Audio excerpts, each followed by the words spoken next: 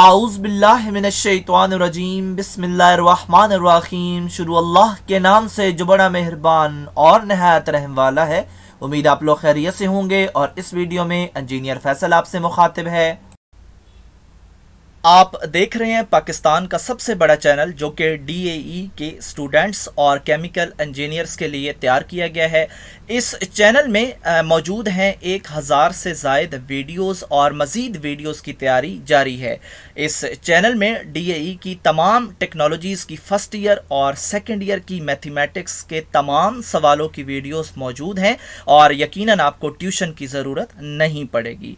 इसके अलावा DAE chemical first year, second year और थर्ड ईयर के वो सब्जेक्ट्स जो कि केमिकल इंजीनियरिंग से रिलेटेड हैं उनकी भी वीडियोस इस चैनल में आपको मिलेंगी। और इसके अलावा इंटरव्यू के क्वेश्चन आंसर्स और पास्ट पेपर की वीडियोस भी इसके अंदर मौजूद हैं और तमाम लेक्चर्स की तैयारी टेवटा के कोर्स के मुताबिक की गई है। और आप मेरे चैनल को सब्सक्राइब करेंगे, बेल का आइकन प्रेस करेंगे तो मेरी हर लेटेस्ट वीडियो आपको मिलती रहेगी।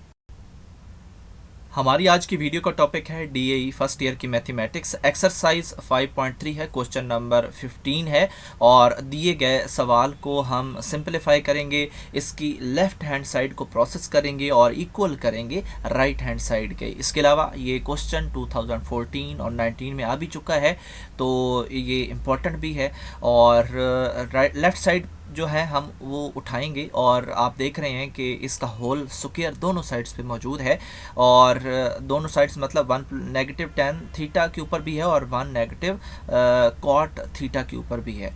तो ऑफ कोर्स ये हमें बता रहा है कि ये हमने ओपन कर सकते हैं, इसके अलावा हम और कोई प्रोसेस तो कर नहीं सकते ना। ये जो अंदर हैं किसी फार्मूले की इक्वल हैं तो अब हम इनका जो स्क्वायर है वो ओपन कर देंगे और यकीनन आपको पता होगा कि a नेगेटिव b होल का स्क्वायर जो है, जो आपने 9th 10th में पढ़ा है, वो वाला ये फार्मूला है।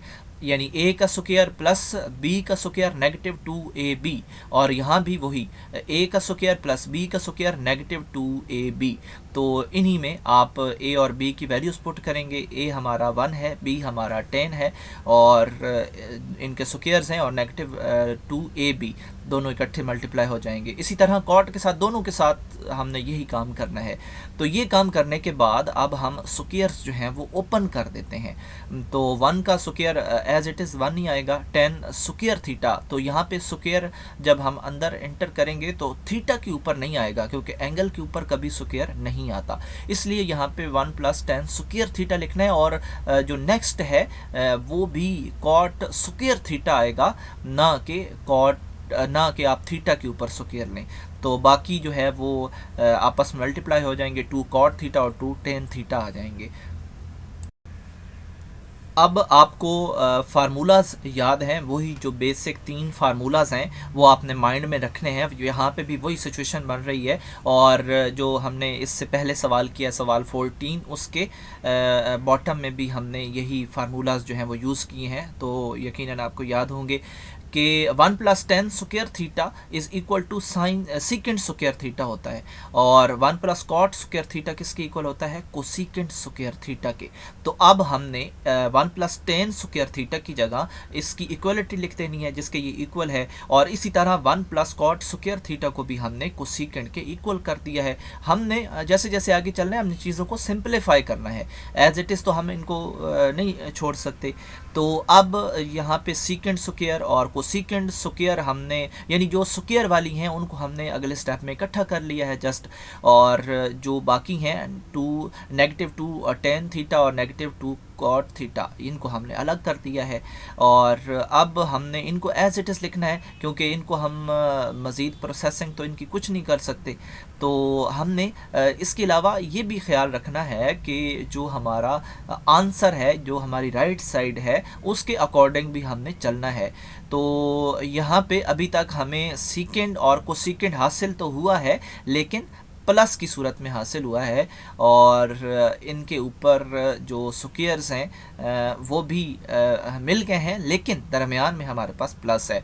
तो इसका मतलब है कि जो अगला पार्ट है इसको हमें मज़ीद प्रोसेस करना पड़ेगा, और इन जो टेन थीटा है, कॉट थीटा है, इनके ऊपर स्क्वायर्स वगैरह नहीं है, यहाँ पे कोई फार्मूला अप्लाई नहीं होगा, इसलिए इनको बेसिक कंपोनेंट्स में कन्वर्ट कर देते हैं। तो tan theta sine theta cos theta, और कॉस बटा sine theta is equal to cot. तो अब हम दोनों बटे की रकूम है, और सिवाय एलसीएम के इनका कोई सलूशन नहीं है, और इस तरह हम इनका एलसीएम ले लेंगे, और बाकी यकीनन आपको याद होगा कि जो भी हम एलसीएम लेते हैं लोअर पोर्शन उस पे जाके डिवाइड करते हैं, जो आंसर आता है ऊपर जाके मल्टीप्लाई कर देते हैं। तो कॉस थीटा को जब इस पे हम डिवाइड करेंगे तो कॉस कॉस आपस में कैंसिल हो जाएंगे, और साइन मिल के स्क्वायर बना देंगे। इसी तरह साइन थीटा जब इस पे डिवाइड होगा तो कॉस थीटा रह जाएगा, और जो आंसर कॉस थीटा है वो ऊपर जाके मल्टीप्लाई हो जाएगा, तो कॉस स्क्वायर थीटा आ जाएगा। तो ये एलसीएम का तरीक़ाकार है, यकीनन आपको याद भी होगा, मैंने रिवाइज भी कर दिया है।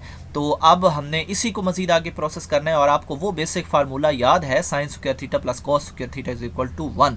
तो ये अपर पोर्शन जो है ये 1 के इक्वल हो जाएगा, और यहाँ पे आप लिख देंगे 1। और अब मज़ीद आपको ये भी पता है कि 1 बटा कॉस और 1 बटा साइन जो है वो किस किस के इक्वल होते हैं।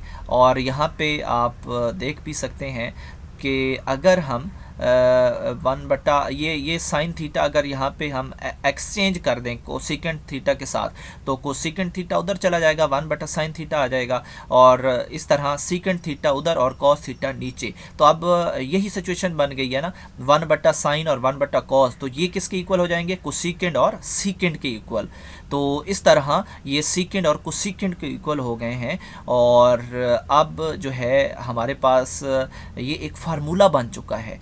फार्मूला कैसे बन चुका है जी, ए का स्क्वायर प्लस बी का स्क्वायर नेगेटिव 2ab। तो हम इसको फार्मूला की सूरत में भी लिख सकते हैं। हमारे पास ए और बी हैं, दरमियान में नेगेटिव है, तो होल स्क्वायर लिख सकते हैं। तो अब हमारी इस तरह लिखने से राइट हैंड साइड हमें मिल चुकी है, और यही हमने प्रूव करना था, यही हमारा आंसर है।